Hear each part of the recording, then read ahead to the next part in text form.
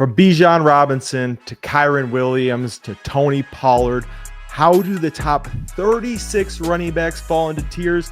Well, we have that for you today in our first tier ranking video for redraft of the 2025 season. And speaking of Bijan Robinson, we're going to start with him and three other guys in our S tier. As you see today, we have 5 tiers to break down the top 36, but we start with Bijan Robinson, Christian McCaffrey, who might be a surprise to some, others not so much, Saquon Barkley, and Jahmyr Gibbs. But Ty, let's start with Bijan Robinson. He's our consensus between the two of us. Lucas's rankings do not count today. He is out. We didn't want his input. You'll get them later in the summer. But he is our consensus running back 1, my 1, your 2. Why do we think Bijan's going to be this good? And I guess the bigger question is, do you think this is the year that he breaks through and is the running back 1 overall? I wouldn't be surprised if it happens, because this Falcons offense goes through Bijan Robinson, and I'm not expecting anything to really change when it comes to Atlanta. Yes, you do have Michael Penix, but we've talked about it before. He is a gunslinger, but a relatively inexperienced one. He only played 3 games last year. So to take some of the pressure off and try to keep defenses honest and keep them from anticipating and preying then on a rookie quarterback, I'll use a rookie because this is really like the true year 1 for Michael Penix. You're gonna give the ball to Bijan Robinson, and on top of that, he is going to play a pivotal role, in the receiving game as well. So it wouldn't surprise me at all. With Bijan Robinson, like I said, that he is their offense.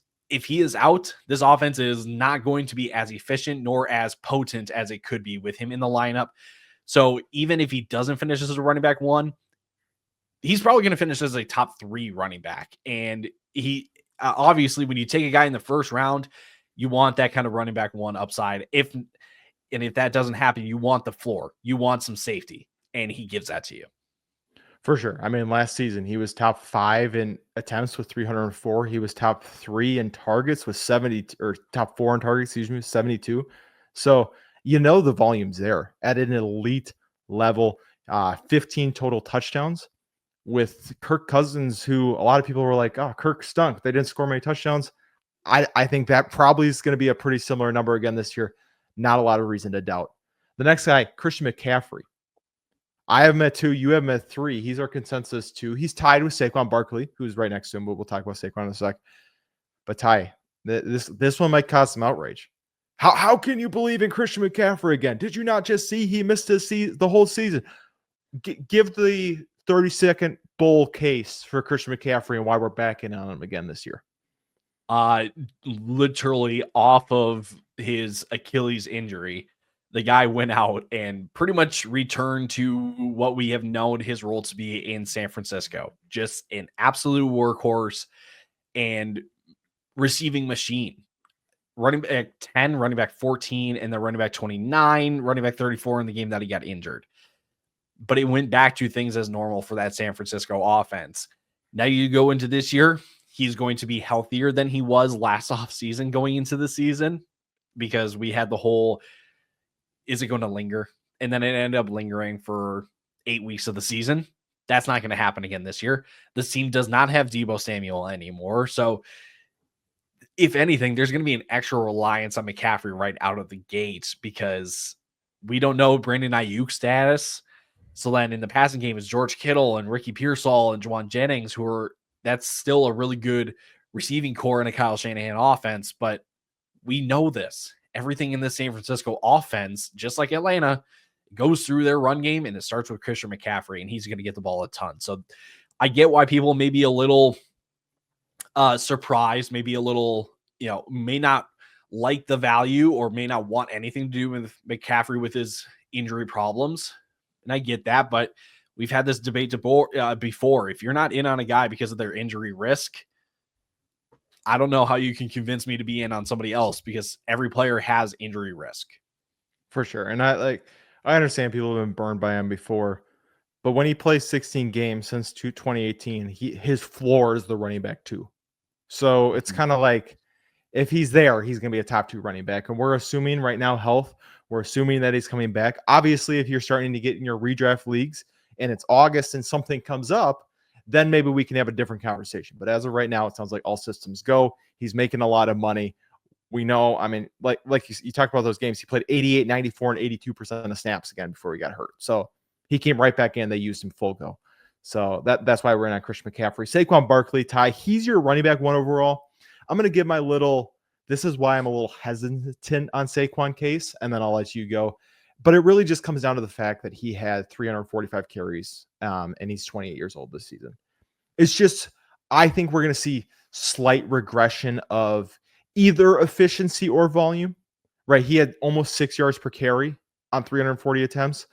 So I think maybe we'll see regression of both, but I think either he's going to be closer to like 280, 290 carries, or he's going to be closer to like 4.8 to 5 yards per carry. You know, and I think either one of those, just because receiving upside is limited when you have Jalen Hurts, that's what knocks him down to 4 for me, right? I'm not crushing Saquon. He's still a top 4 running back, but that's why I'm out. Do you see that as an issue, or are you just like, no, what we saw last year, I think we're gonna get a lot of the same this year? I don't want to necessarily say that we're going to get a lot of the same as what we got last year, but I think what I see with your running back 4 rankings, that you see these 4 guys very, very close to each other, and that there really isn't going to be like a runaway guy. Like last year, like Jahmyr Gibbs actually outscored Saquon Barkley. Bijan Robinson was only 14 points behind him. So I can see how you can say that, like, it's not that like Saquon Barkley is like head and shoulders above everybody, but at the same time, I think Saquon Barkley is this Philly offense. We saw it that they did not need to rely on the passing game as much as they had in the past. And it's this great debate of where is the line between regression and just full on reliance on a player when it comes to an elite talent like Saquon Barkley. And I think we saw it last year. And I think you can always say that there's regression, but maybe it's the best way of saying it. Like, I'm just going to bet on the talent and this, and just the personnel of this offense, that maybe it's not a running back 1 season, but for me, it is still a top 3 running back at the very worst. And he's not going to lose your league by any means. No. But unfortunately, we do have to deal with the Madden curse, because he is going to be the Madden cover athlete, and that just sucks because it's never good. Yep. And then we have Jahmyr Gibbs. He's my running back 3. Your running back 4 feels pretty safe, right? With the receiving upside, an offense that's going to score a lot of points. You're not really banking on the crazy rushing volume from him. Like you said, he was running back 1 overall last year on 250 carries. Feels almost, like we always compare him to Alvin Kamara, but he is like, there's a lot of similarities, at least from a fantasy perspective, right? If you want to nitpick other things about their game, but from a fantasy perspective and the way that they produce fantasy points, very similar. I don't have any reason to doubt, but do you have any reason to doubt Gibbs with the offensive coordinator change? No, I mean, talent wins out, right? Yep. And yeah, he's going to have a David Montgomery problem, but I'm sorry, he showed that it doesn't matter if David Montgomery is his backfield. Yes, there was the injury towards the end of the year, but I mean, Jahmyr Gibbs has established himself as the 1A guy, and he doesn't need a massive workload, and that's probably the best thing about Gibbs. 20 combined touchdowns last year. Sure, maybe we see some regression there, but again, they're going to get the ball into their best playmakers' hands, and that's Jahmyr Gibbs on Monroe St. Brown. Yeah, and I think there's an argument that it's just Jahmyr Gibbs because of how dynamic he is with the ball in his hands. But moving off of Ben Johnson, honestly, the only thing I could see happening is we just see more Gibbs and less Monty. And we, Monty getting older, Gibbs showing, hey, I'm 5.6 yards per tote. Dave Montgomery's down at 4.2. So that would be the only thing that I really could see changing in this offense. I don't see it being more David Montgomery. Before we go on to our A tier, we want to invite you into the fellowship. We just passed 3,200 subs. I would like to see us hit 5,000 subs by middle of the summer. I don't think by, we'll say August 1st. I don't think that's out of our own possibilities, because we're going to be pumping out content for you guys constantly. We're going to have live drafts. We're going to have 2 episodes a week. We got our short form content. So make sure hit that subscribe button, turn on those notifications, because we want you part of the fellowship. We love seeing your guys' comments flooding in, informing us where we went wrong, affirming us where we were right. We love both of it, so keep it up. And we do thank you for your support. Into the A tier, we start with Ashton Genty, the rookie here, Ty. Right? Not a lot of stats to go off of last year, other than he had maybe the best running back season since Barry Sanders in college football, which is, some pretty elite company. Goes to Vegas, gets Pete Carroll and Chip Kelly. Do you think Ashton Genty could be, finishing close to the running back one overall? Does he have that upside? And then I guess the other side of it, what is the floor here? Because it feels like some people are just blindly trusting him as a top 10 pick in the NFL draft. Should you be, or should there be reason for concern with him? See, Genty is a weird one, because you just look at this Raiders offense and Chip Kelly, Pete Carroll being in town, and you're like, how can you not rely on Ashton Genty to really be your offense here? Like, yeah, you do have Brock Bowers, you do have Jacoby Myers and Jack Bech. Like, that's kind of like who's next up in this offense. So like this kind of situation for Ashton Genty should produce in fantasy. In terms of your ceiling and floor question, I don't know if I can necessarily push him to that running back one upside. Sure, he can have top 5 upside, but I think that's best case scenario, where you do get a semi decent, if not like middle of the pack offensive production from the Raiders offense. But there is still a downside that like this Raiders offense is just not, I don't want to say it's not up to speed, but it isn't as middle of the pack as we want it to be. And then Genty's kind of stuck in this 7 to 10 range, and he's probably going to finish closer to the running back 12 than he is to the running back 5. So in the grand scheme of things, if to keep it relative, like, yeah, he's a safe pick. But if you think that you're getting sneaky upside with Ashton Genty to be kind of that, like, later round running back, which maybe the best way to describe it is that people that are drafting in best ball right now over an underdog, Ashton Genty's their running back 4 going at pick 8. Like, the expectation is that he can get into that top 5 and push to be top 3. I'm not there yet. I don't know if I will be there. Yeah. No, that makes sense. And like, I talked about this all summer in 2023 when Bijan and Jahmyr Gibbs were drafted. But every running back taken top 12 in the NFL draft since 2012, which was Trent Richardson's draft, even including Trent Richardson, has finished as a top 12 running back in their rookie year. So historically, he has a pretty safe floor. You don't put a top 5, top 6 pick on a guy as a running back in the NFL, especially in this day and age, and not use him. So he's going to get the touches. I agree. I don't know if I see him as a top 1 overall. It kind of feels like he might be a Bijan-esque this season, where everyone's like, oh, he's underperforming, but he still finishes as the running back 9. And you're like, he's a good pick. We were just drafting him a little too high at his ceiling. So I would agree with you there. Next, we have Devon Achane, who running back 5 last season, 17.6 fantasy points per game, only had 200 carries, but caught the ball 78 times, had 12 total touchdowns. Do you see Achane taking a step forward, or was last year kind of the ceiling for Achane? Maybe the best way to put it is this. I almost put Achane into my top 5 because I think I don't know if it's necessarily that he can't take a step forward. I think we saw the step forward last year and how good it can be. Yeah. Because the big question mark is Tua going to stay healthy? And it sucks to have to ask that question for every single Dolphins player, but it's the biggest question that you have to face. You look at last year and Achane's finishes without Tua. Running back 33, running back 45, running back 55, running back 25, running back 27, running back 8. He was the running back 31 in points per game in those games. But his finishes with Tua, running back 3, running back 2, running back 2, running back 2, running back 24, running back 6, running back 6, running back 7, running back 13, running back 14, running back 3. He was the running back 2 in points per game.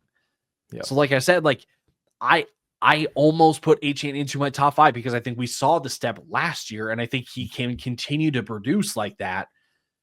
But there's the massive downside of Achane, and that's ultimately why I had him as my running back 6, because when I want to take a running back in the top 5, I want that reassurance that, like, yeah, he is pretty much a bona fide running back or a top 5 option. And I don't Yep. know if I can say that about Achane, just with, again, the big question of Tua. Yep. And he feels similar to Christian McCaffrey, honestly, Mhm. except instead of just worrying about McCaffrey's injury, you're worried about HN getting injured and his quarterback getting injured, which is, kind of the double, which is why you move him back. But like you said, the upside was so apparent. It was, it was week winning week after week after week when everybody was out there. We have Derrick Henry, old man Derrick Henry. He's my running back 9, you're running back 5. Just signed another massive deal. It's hard to say he's not going to see a ton of carries. It's hard to say he's not going to find the end zone on this team. Is this the year it finally falls apart, or you just all systems go on Derrick Henry this year? I feel like I lean all systems go. I mean, when the team Yeah, it's hard extends not him to. for another 2 years, $30 million extension, but 25 of it is fully guaranteed. I know, crazy. It's crazy. Like, the team is confident that he can Yep. continue it. And so in some way, I just have to ask, why shouldn't I? Like, if the team believes that he can, like, why shouldn't I? And if and maybe that's kind of the safety net of this of the perspective that I have. But like, if Derrick Henry falters, the entire offense falters. Mhm. But again, the confidence that they're showing in him by extending him shows me that, like, I shouldn't doubt Derrick Henry either. Yeah. And it's really, for me, like I've already said it out, Henry. I haven't taken a little bit of a step back. But that just comes from volume and just me thinking, I think they're going to try to extend him a little bit longer, right? Giving him 25 million guaranteed. I don't know if he hits 325 carries, but at the end of the day, maybe he drops down to a top 9-10 running back. Like, right. That's the step back I'm seeing. I'm not seeing it's like, Mhm. oh, the wheels fall off. It's like maybe they dial him back a little, maybe doesn't hit 16 touchdowns, but it's really hard to see him falling outside this A tier for sure. Mhm. After that, we have 2 guys that I see very similarly, and I think you do too. You're a little lower on both of them than I am. Jonathan Taylor, Josh Jacobs. I have Taylor at 6. You have him at 10. So I guess I'll let you go first. Why are you a little lower on Jonathan Taylor here? And is it just Anthony Richardson in the quarterback situation, or is there more to it?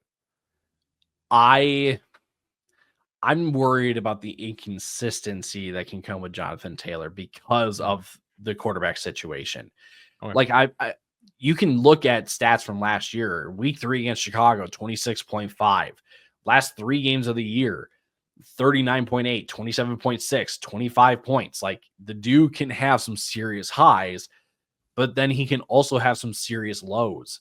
Week 9 against Minnesota, 8.9. Against the Jets in week 11, 7 points. Week 12 against the Lions, 3.5. So I think with the peak and valley that you get with Jonathan Taylor, I don't know if it's necessarily that, like, my question is then, can he finish inside the top 5? And I think with the inconsistencies, with the question marks of the quarterback, and maybe the other way to say it is this: it's not like the situation can improve by a lot if they go from Anthony Richardson to Daniel Jones. I I don't think that's a substantial enough change that can kind of lift, elevate. I'll say it like that. Elevate Jonathan Taylor to kind of produce with what else is going on around him. So I still don't mind Jonathan Taylor. Like, I still got him as a top 10 guy because, again, the highs of Jonathan Taylor are super high. But we also need to kind of keep it realistic that, like, I don't think he's going to be seeing 30 carries a game. Yeah. Well, and so he was number 1 in carries per game last season. Obviously, he missed a couple games, but his 17-game pace was 367 carries. Not saying he's going to hit that again, and that might come down. But that stretch that we saw at the end of last season, 218, 125, 177 rush yards, 6 total touchdowns, week 16 through 18.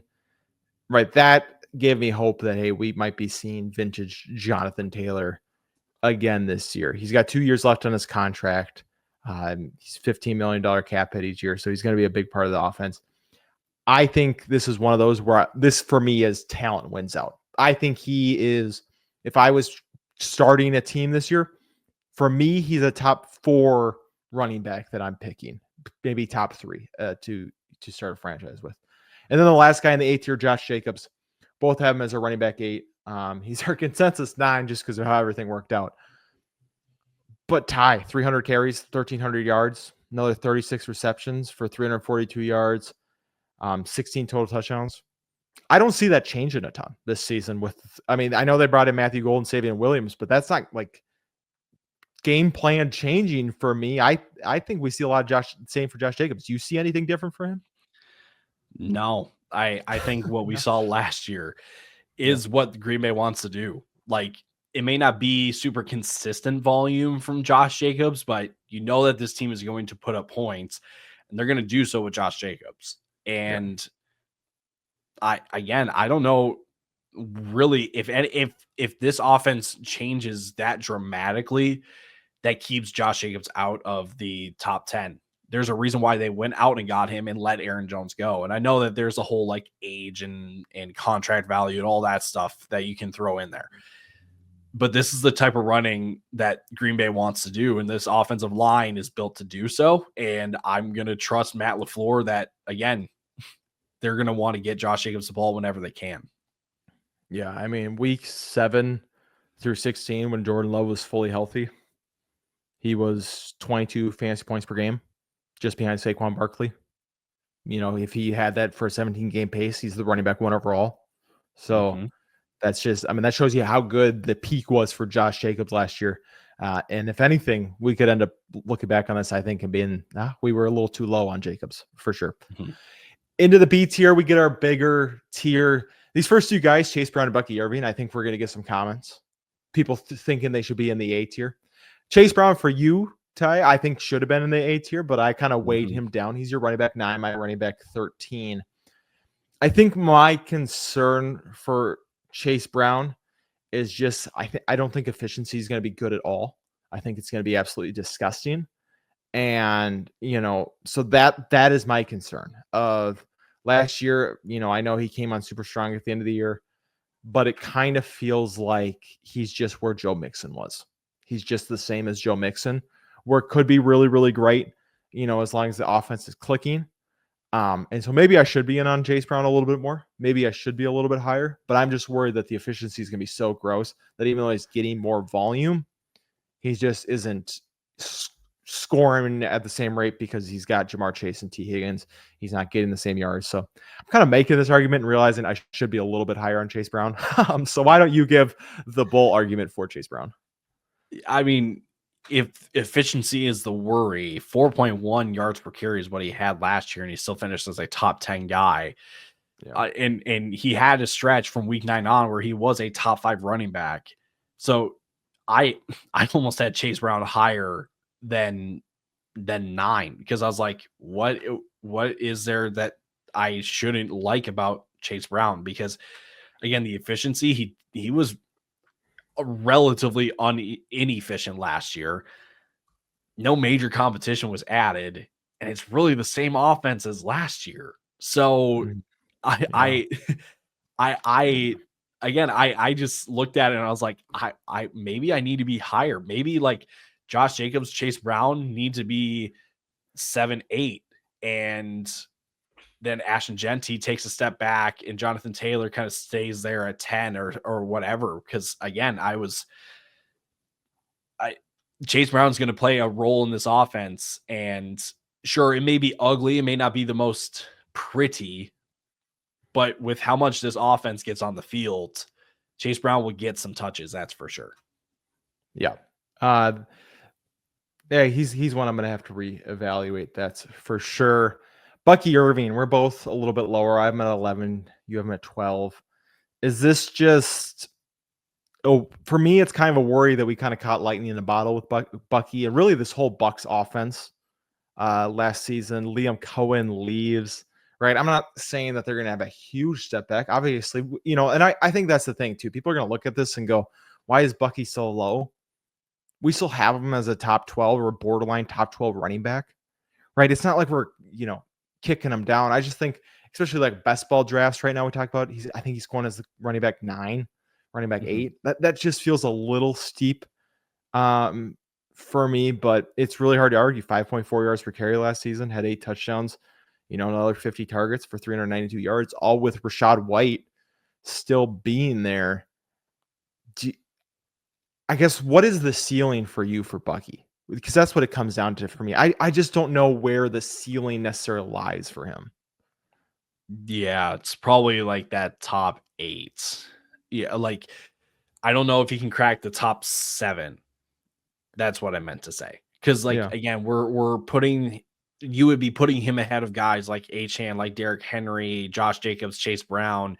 Like you're putting Bucky Irving into that A tier, and in whichever order you have it, that's where you're putting him. And some of those guys, I don't want to say I don't want to make it sound like they're more established or like we've seen them doing more.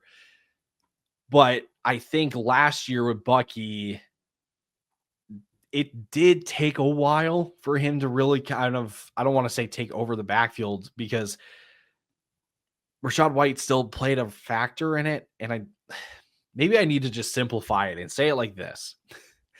Bucky Irving is still a very good running back, and we are not trying to diminish and trying to say that he is not worth where he goes in drafts.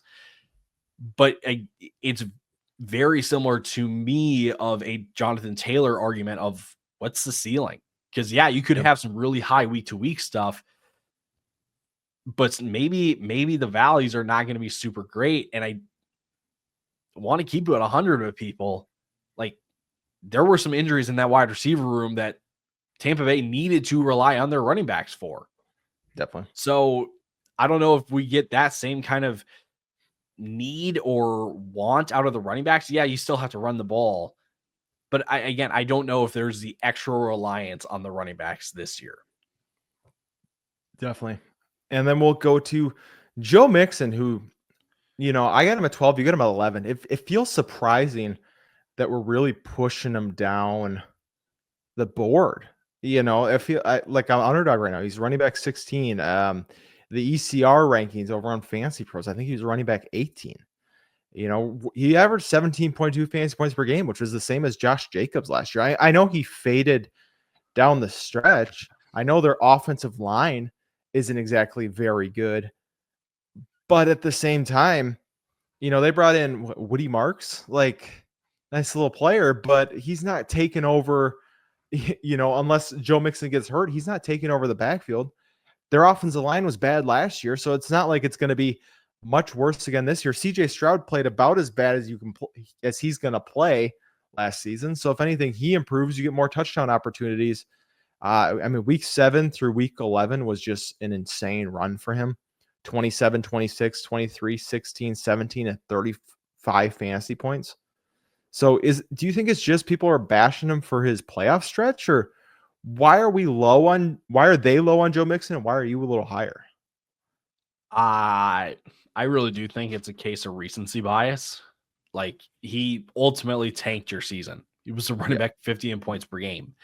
So I do agree the finish to last year needs to be studied. It needs to be looked at. Was he not 100% healthy? Was Houston just kind of in desperation mode, just trying to do whatever they could to win because they needed to make the playoffs or whatever it was? Like it needs to be looked at. But we are forgetting that this offense still needs Joe Mixon. Like with the offensive coordinator change, maybe there's not the reliance that they had on him at the beginning of the year where he was a running back 2 in points per game. But we're still talking about a guy that is certainly going to be used like a top 15 guy, because if we expect this Houston offense to bounce back, Joe Mixon's going to play a big part in that. For sure. Definitely. All right. And before we get on to the rest of the B tier, we're going to take a quick break and hear from our friends over at Underdog Fantasy. Today's podcast episode is brought to you by our friends over at Underdog Fantasy. Now, we love Underdog. It is the easiest place to play best ball formats, and they even have their own form of player props called Pick'em. You can make up to 20 times your money on a single night by correlating props together. 2 picks will triple your money, 3 will 6 times it, 4 will 10 times it, and 5 plays that all hit will multiply your entry by 20. You can even place insurance on your picks too, so if only 4 of your 5 props hit, you still get 10 times your entry. And if you use our code FELLAS when signing up, Underdog is going to double your first deposit up to $100.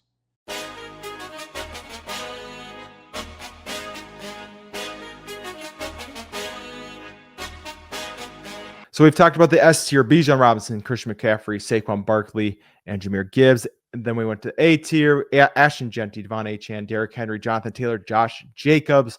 We're halfway through the B tier. We already had Chase Brown, Bucky Irving, and Joe Mixon. And the rest of the B tier, I think there's going to be some questions on this as well. I really think we're going to get a lot of questions on the B tier here. Breece Hall's in here, then Kyren Williams, Alvin Kamara, and James Cook. Let's start with Breece Hall. Disappointing last year. Running back 16 is not what you wanted to see after a running back 2 finish. Braylon Allen, a little more involved than I think you would have liked to see. The Aaron Rodgers experiment was not great. Now Justin Fields is in town. Ty, I'm much higher on Breece than you are. I'm as my running back 10. You am as your running back 16. You've expressed that you're working on it, but as of right now, you have a lot of shares of Braylon Allen in your underdog drafts. Is his kind of emergence the way that Aaron Glenn and the teams talked about him? Is that why you're lower on Breece? Do you just think there's going to be a step back, or do you think Breece kind of topped out already in his career? That sounds harsh. I don't want to say he's topped out. I mean, I'm just a guy standing behind a computer talking about football, but my biggest concern for Breece Hall is touchdowns, because 4, 5, and 5 rushing touchdowns in the first 3 years of his career, not great for a running back, and it's been kind of saved by the receiving touchdowns. With Justin Fields now in town, I just don't know what the receiving game is going to look like. And also having 76 and 57 catches as well. So not being completely sure of what it's going to look like. I think a lot of people could also say, like, well, you talked about how much you like Tanner Engstrand and Aaron Glenn that are coming over from Detroit, and how like they got Jahmyr Gibbs involved in the passing game. They're going to get a running back involved in the passing game. Sure, I can buy that. But I don't know if it's, again, 76 receptions worthy. I don't know if it's 60 receptions worthy or like enough. Like he could have 40, but if he gets 40, that's even less opportunities than he was getting last year. And that was already at the running back 17 in points per game. So I can acknowledge the upside that Breece Hall has, because yes, he is the most talented running back in that room, in my opinion. But at the same time, at some point you do kind of have to just take what the coaches are saying and just go, okay, I don't agree with it, but that's what they see, and that's what they're going to run with. Yeah. And so that is the worry, right? And to compare the two, we're talking about Jared Goff versus Justin Fields. That's really what it comes down to, is that Justin Fields just doesn't need to involve a guy, like you were saying, in the run game. I think we're going to see a bounce back from Breece Hall here. That's really what it comes down to for me. I think we're going to see the efficiency get better, but I do think the running back 1 days are kind of over, because we're just not going to get the volume that it would take to get there. And like you said, I don't think he's a double-digit touchdown guy. Maybe he surprises us, right? That would be the upside. That'd be the variance within this tier. But I just don't really see him as that. The next guy, Kyren Williams. This might surprise some people, right? Back-to-back great seasons. Running back 7 again this last year, 316 carries, 1,299 yards. Had another 40 targets, 16 total touchdowns. why are we a little lower? Why isn't he in the A tier for us? Because I think that's what a lot of people are going to ask. I think there's a downside to Kyren Williams that we just haven't had in the past. And it's not even a guarantee that like he loses work to a Blake Corum or a Jarquez Hunter who they just took in the draft. It's just so up in the air that I don't feel comfortable enough having the same optimism as I have had about Kyren in the past. He was 57th of 66 running backs with 50 plus carries on percentage of runs to go for 50 yards or more at 1.9%. And what's been keeping him afloat the past 2 years is the touchdowns, 15 combined in 2023 and 16 combined this past season. So is there a chance that like he can stay relevant because of touchdowns? 1000%, because he's at this point who Sean McVay trusts the most. But if it's going to be, I don't want to call it low efficiency, but if it's not going to be great efficiency and you're banking on touchdowns with the possibility of losing work maybe throughout the season, I feel like running back 14 is kind of justified from that position. You may think that Kyren Williams is not going to be affected at all by the other running backs and you can have him higher. I totally understand where you are at or where you come from with that opinion. I just have my concerns, and that's why I have to drop him a little bit because, like I said at the top, the downside we have not seen or have had to think about the last 2 years. Yeah, and it is just kind of like, it feels like we're just playing this. How long is this going to go for? And maybe we're wrong. Maybe we're way too low here, but it does kind of feel like they've been, bringing in more running backs. And the way, especially Sean McVay's offense works is it does feel like at any time, if he gets hurt, at only, 4.1 yards per carry, he's not guaranteed the job when he comes back. And I think that's a little bit what we're baking into it as well. Next, we have Alvin Kamara, who he feels a little bit like Derrick Henry, to be honest. We're just like, it's going to fade at some point. But now, instead of playing on the Ravens like Derrick Henry is, he's playing for Tyler Shuck and the Saints. And it's gross, but receiving work has kept him afloat. So is there a reason to doubt Alvin Kamara, or is this just kind of the bad team tax right now for him? I wouldn't doubt. I mean, unless this team wants to get Devin Neal or Kendre Miller more involved, which I just need to say, Devin Neal is more of a threat to Alvin Kamara at this point than Kendre Miller is with this new coaching staff. So I just think with Kellen Moore, maybe it's a little bit of a Kevin O'Connell kind of, he's taking a page out of Kevin O'Connell's book in how Kevin O'Connell kept Dalvin Cook around for 1 year before turning him loose because he just needed a presence in the room. And we saw what happened with the Vikings offense when they let Dalvin Cook go and they tried to make it work with Alexander Madison. It just didn't work out. So maybe I don't want to get into outlook of Alvin Kamara for the foreseeable future or anything like that. But I think right now people are a little too worried about the bad offense, about the Saints having Tyler Shuck, kind of like what you said. Alvin Kamara should still be one of the top running backs in fantasy football. Yep. I definitely agree with that. And then we have James Cook, who running back 8 last year, Ty. And yet both of us are pretty low on this guy. I got him at 16. You got him at 15. And I'm going to be honest. I think this one's pretty simple for us. It's touchdown regression. He had 18 touchdowns last year. He had 16 rushing touchdowns. He had never had above, I want to say 6 total touchdowns in a season. Is that what it was? Yeah, 6 total touchdowns in a season. I just don't see, with what's his name in town, with Josh Allen in town, him getting this again. It feels like they do want to get Ray Davis more involved in this offense. It does feel like they want to keep Ty Johnson involved in this offense. So if the touchdowns come down, that's just really what it is. I think volume for me is going to stay the same as my projections. It's just if he doesn't score double the touchdowns, you just don't get the same upside. 1000%. Yep. James Cook running back 19 in points per game in 2023 with 6 touchdowns.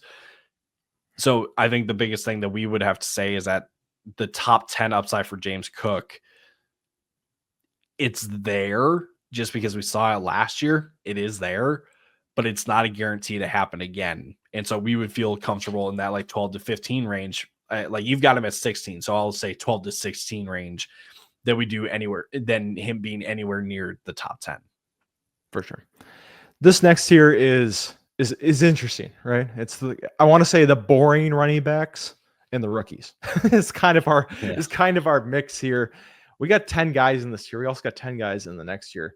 But it's Marion Hampton, James Conner, Chuba Hubbard, baby, Kenneth Walker, Aaron Jones, David Montgomery, Caleb Johnson, Travion Henderson, Quinshon Judkins, and RJ Harvey. And this tier, truly, like the reason it is so big is because I can see this tier going any way between these guys. Like, well, Marion Hampton, we're going to talk about first. I really want to level Marion Hampton as a top 20 pick going into what feels like a great offense. But we do have to acknowledge the fact that Najee Harris is still there.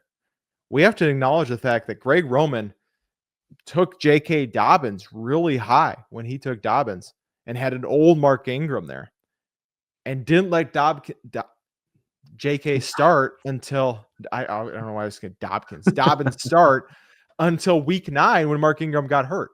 Those are all things that are going to happen, but Ty, we still got him as a top 20 running back, so we got to have a little bit of faith in him, right? Oh, absolutely. Like, it'll be honestly like Bucky Irving 2.0 in the sense that like it's probably going to start off Najee heavy at first, and then as the year goes on, you're going to see Omarion Hampton kind of show some flashes when he's on the field, and then the offense is going to go, wait a second, maybe we need to get Omarion Hampton on the field more, and then it's going to be more 50-50. And then before you know it, la-ti-da, Omarion Hampton is going to be the lead guy by year's end. And in this Chargers offense that we are expecting to be better than it was last year, and not saying that it was otherworldly last year, but that just gets you more excited for this Chargers offense. And the dynamic runner that Omarion Hampton is, would not surprise anybody, would not surprise us if he is closer to 15 than he is to 20. Definitely. And I mean, it's a great system as long as he can find his way to be the 1A. Next, we have James Conner, who, again, similar to Alvin Kamara, similar to Derrick Henry. It's, this guy's going to fall off eventually. Psych. Not James Conner. He has just continued to put out good season after good season. Again, top 12 running back last year, 1,000 yards, 8 rushing touchdowns, had another 47 receptions. Trey Benson, I was optimistic on Trey Benson, and he couldn't crack the starting lineup at all with James Conner there. Similar to Alvin Kamara, I don't know. It feels like we might be a little low here on him. And maybe James Conner should be in the B tier. I don't know what your thoughts are on that. Running back 16 in usage per game last year. Huh.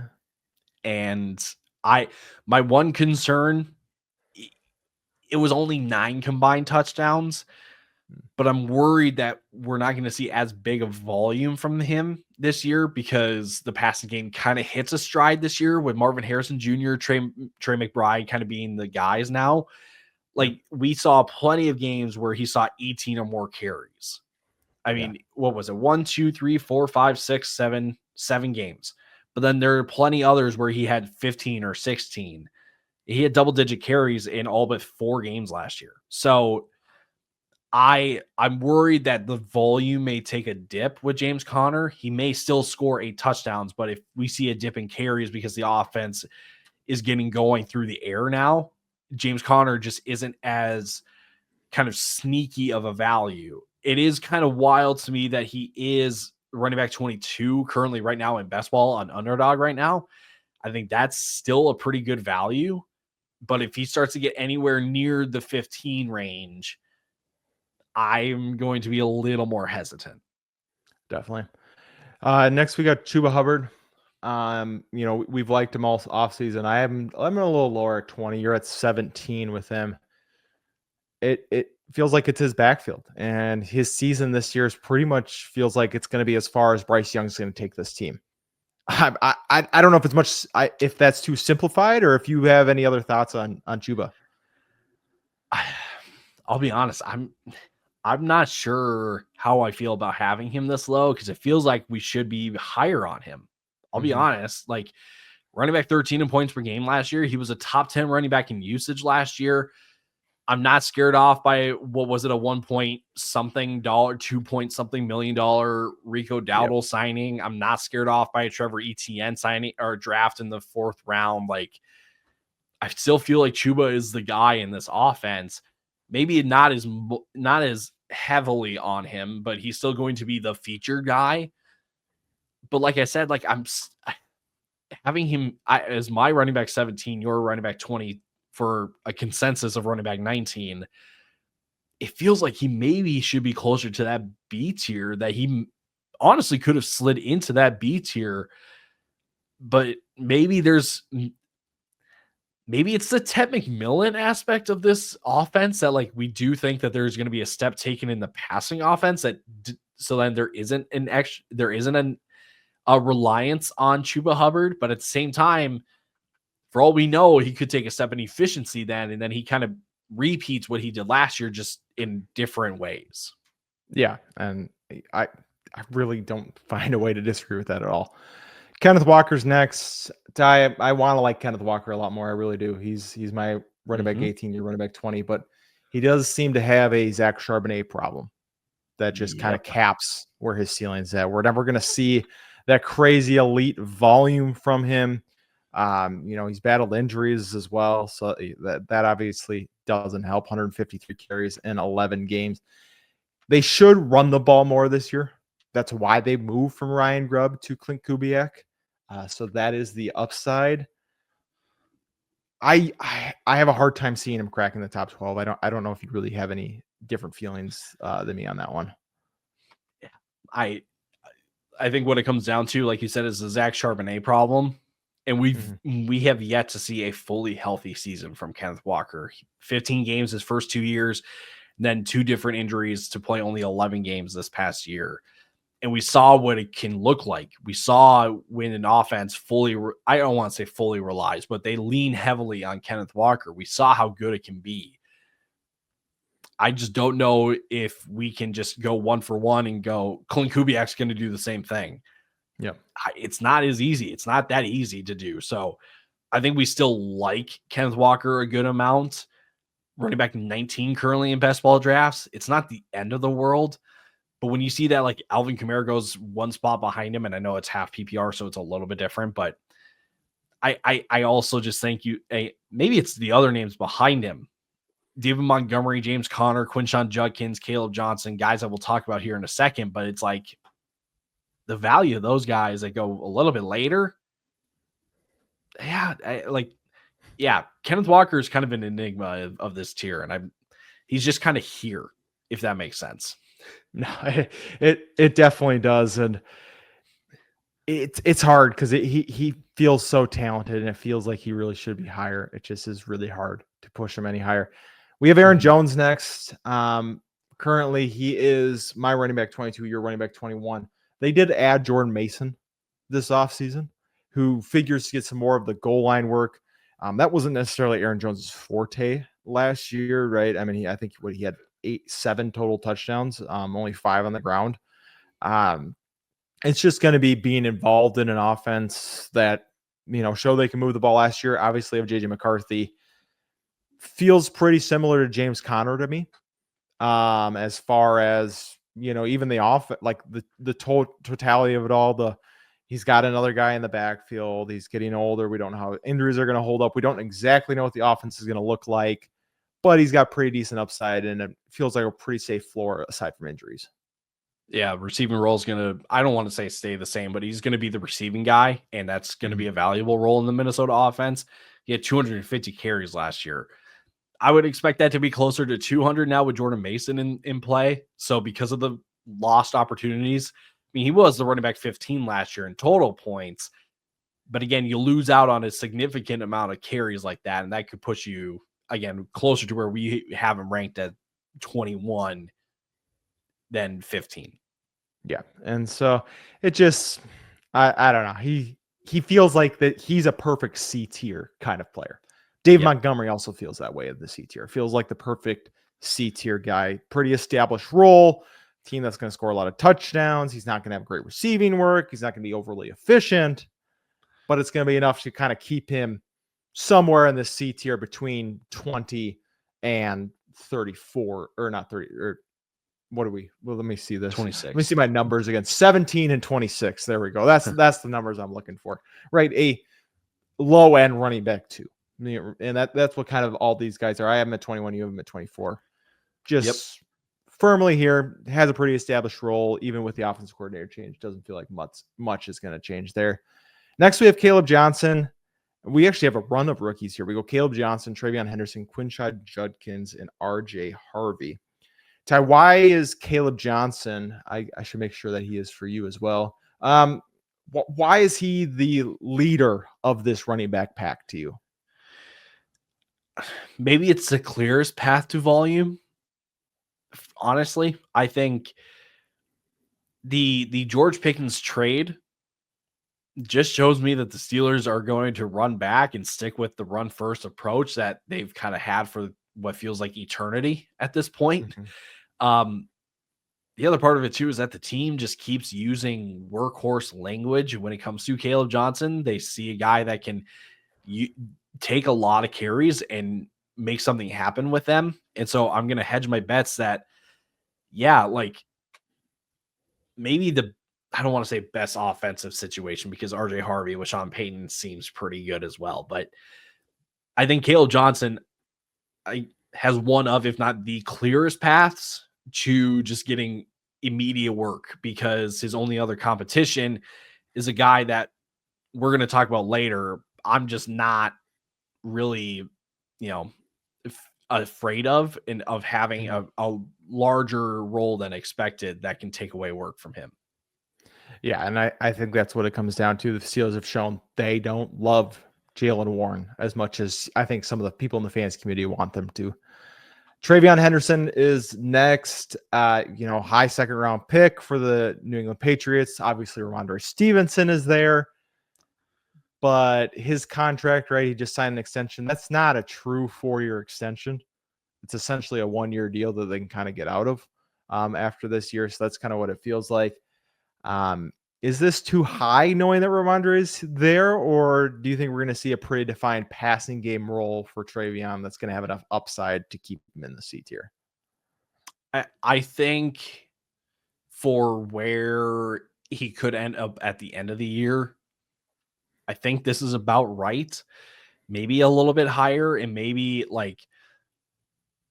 he could be the player when we go back over running back rankings for next year that we're like, yeah, he's going to be talked about as a top 15 guy because of how well he finished at the end of the year, because he is just the more explosive and more dynamic running back in the room right now. But I'll say it like this. He has the best opportunity of anyone of this group of rookies to finish inside the top 20, because again, he is that explosive and dynamic of a weapon. But and so it's really a matter of time until he takes over the backfield, or at least is the 1A guy in the backfield. But you just have to wonder how long that will be until that happens. Because if that doesn't happen until week 10 or 11, we're only going to have a pretty limited sample size then to say this dude's a top 20 guy. So I think when you look over the course of a 17-game season, this is probably where he will end up, somewhere in this 22 to 26 range. That's where he will end up, but the end of the year will be much better than where he actually finishes. And so people will be like, how were we not in on him last year? Yeah, definitely. Next we have Quinshad Judkins. To me, he feels very similar to Caleb Johnson, just as far as what the role is going to be, what's going to be expected of him, just on, to me, a worse team, at least from the quarterback. I guess you can't even say quarterback position. Steelers at least have hope that Aaron Rodgers is going to come in and kind of save the day there. We don't have much hope for this Browns team as far as the quarterback position. I think it's going to be gross. I think it's going to be ugly, but I think he's going to get enough volume where he falls in this low end running back too. Is there anything you want to add on Judkins? Yeah, my worry is, like you said, this offense isn't very good. and that Jerome Ford and Dylan Sampson play a larger role than we expect. Yeah, no, and that's definitely within the realm of possibilities for Judkins. And finally, RJ Harvey, the darling for you and Lucas for sure. Sean Payton's going to be talking him up. It's going to be, I know you and Lucas are going to be fighting, pumping the brakes yourself of like, oh, Sean Payton's telling me some things I want to hear right now. I feel like he should be a little higher. I'll let you do it. Why don't you give me the upside case? How high do you think RJ Harvey could finish? How high do I think he can finish? Yeah. Oh boy. Yep. Paint me the upside Top 10. case here. Really? I'm kidding. Totally kidding. Okay. I was like, oh. I feel like somewhere between 15 and 20 is Okay. kind of the ceiling, because Finding that B tier. yeah, like I don't know if we can exactly just assume that he's going to get a workhorse role, but the thing is, who else is going to in this Denver offense? That's a good point. It is a pretty good point. Maybe it is as simple as that just there is no one else, and so he will be the only guy to get a ton of touches because they need him to. And it may not be the most efficient, it may not be the most sexy looking, but he's just going to kind of ugly volume his way sometimes. I do think this Denver offense is a little underrated and probably underrated because they just don't have a big group of talent here. Like Cortland Sutton is a nice player, but he's not like the dynamic athlete. Evan Ingram figures to be the Joker of this offense. I don't know why people won't talk about him more, but like this guy's gonna be the Joker. Just saying. But then like you're staring at like Devon Vele and Marvin Mims and Troy Franklin, and you're like, this quite literally, like this offense could literally run on those three guys and Bo Nix's legs then. Like it literally could be those three guys. Definitely. And I'll leave it at that. I'll let the viewers hear the bull case for RJ Harvey. And we move on to the D tier. Another 10 players here. Isaiah Pacheco is first. And I think we're going to see some divide on Isaiah Pacheco. For me, I'm assuming we get an 85% return of what we saw pre-injury from Pacheco as far as work, the work that he gets, the efficiency that he had. If you remember, back to 2023, he was a pretty decent fantasy player.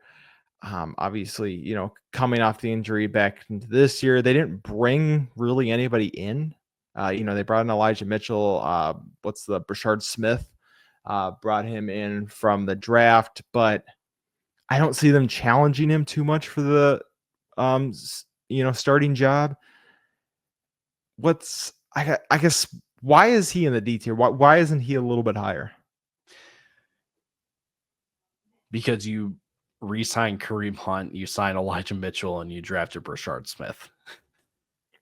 I think there is a world where I don't want to say the starting running back job is up for grabs, but this does feel like we need to see what we got in this running back room. And if we need to split work with Kareem Hunt, Isaiah Pacheco, if we need to split it with Elijah Mitchell and Isaiah Pacheco, like they can find any kind of combination, or again, that there is a guy that can win out.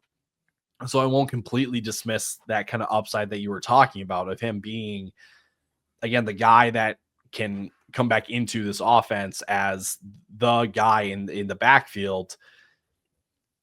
But I think just by actions of this team this offseason, they're not super high on Isaiah Pacheco reestablishing himself as the guy in the backfield.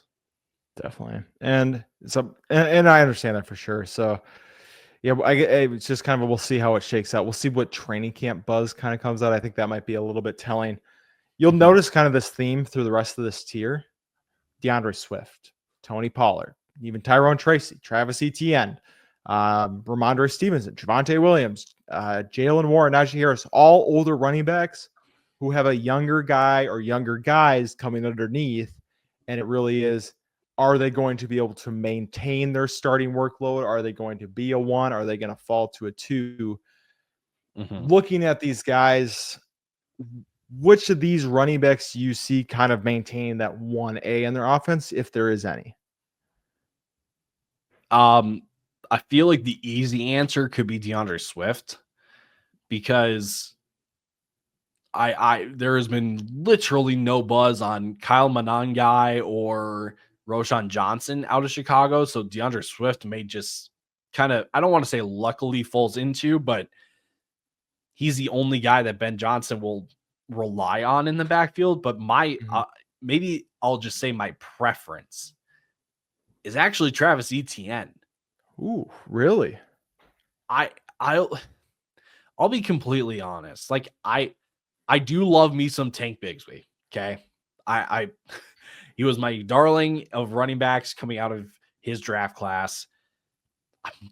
Maybe it's me not being as big of a Bashal Tootin guy, but I think when you look at that running back room, Travis Etienne is still the most talented running back in that running back room. And maybe talent wins out. And I'm going to trust that Liam Cohen's kind of run scheme that he made work in Tampa Bay, he can get going here in Jacksonville. And if that happens, it's not going to surprise me if it's Travis Etienne that still maintains that 1A kind of status, because I just believe that the talent is going to win out. So maybe we're being a little high. Maybe we are being a little too optimistic about Travis Etienne. But when you just look at underdog drafts in best ball and how the community sees Travis Etienne, or really this entire Jacksonville backfield, Bashal Tootin goes ahead of Travis Etienne right now. I can't get behind it. It doesn't quite compute there. It doesn't. And so maybe I'm being blind here, but I think it's between those two for me. I think each one of those guys is substantially better than than the other guys in their room, and can at least make it work for one more year. And then it's a debate after this year of maybe they're moved, sign elsewhere, or another option that I can't think of. Yeah. I think as of right now, Javonte Williams feels kind of similar for me in Dallas, of like, sure, we're acting like Jaden Blue is going to come out as a 6th-round pick and take over this backfield. And it's like, I don't think that's like, I don't think that's a guarantee. I don't think it's a guarantee that it's even going to be 50-50. I understand Javonte Williams is not paid a lot. I understand it's a little, it's a different situation, but it does feel like he's going to be the better back. He's going to be the main guy. And, we saw it from Rico Dowdle last year of like, that's not a bad gig to have. Rico Dowdle is a top 24 running back. I'm not saying he's going to light the world on fire, but if he can have Dowdle's, role from last year, that's definitely not too shabby. This Tennessee backfield, we have 2 of those guys in here, Tyjae Spears and Tony Pollard. If you had to predict by the end of the season, who do you think is the better back for fantasy when we're looking back on it? I still say Tony Pollard, but I think it's going to be close. I like Tyjae Spears has something to offer this offense. And so I think for this to be a runaway of Tony Pollard, I don't think is realistic, but I do still give the edge to Pollard. I think it's going to be close. I think I am actually leaning Spears. I think by the end of the season, he kind of edges it out. I do think it kind of starts Pollard and kind of fades that way. But like you said, I think it is going to be very close. Well, we'll wrap it up there for our top 36 running backs. Again, we will be back later this year after we finish statting them out. Our draft guide will drop July 1st. We'll have all 32 teams. An updated draft guide as well. There's way more information in this year. We're pretty excited about. That's why we're taking an extra month to make sure it's perfected, get all the tweaks out. But we're getting there. We're making it happen. And so we're getting pretty excited about that. On Thursday, we will have our top 36 wide receiver rankings. Do it the same way, same tiers. Me and Ty again with you. So make sure you hit that subscribe button, turn on those notifications so you do not miss it. You can follow us elsewhere on the socials. I'm at Camel FFF on the X. Tyler's at Tyler_Plath. Excuse me. FFL is for the main page. The FFL is on Instagram. Fantasy Football Fellas on Facebook, YouTube, and TikTok. Fantasy Football Fellas shorts if you want a short form over here as well. But that wraps up for us, and we will see you again on Thursday. Deuces.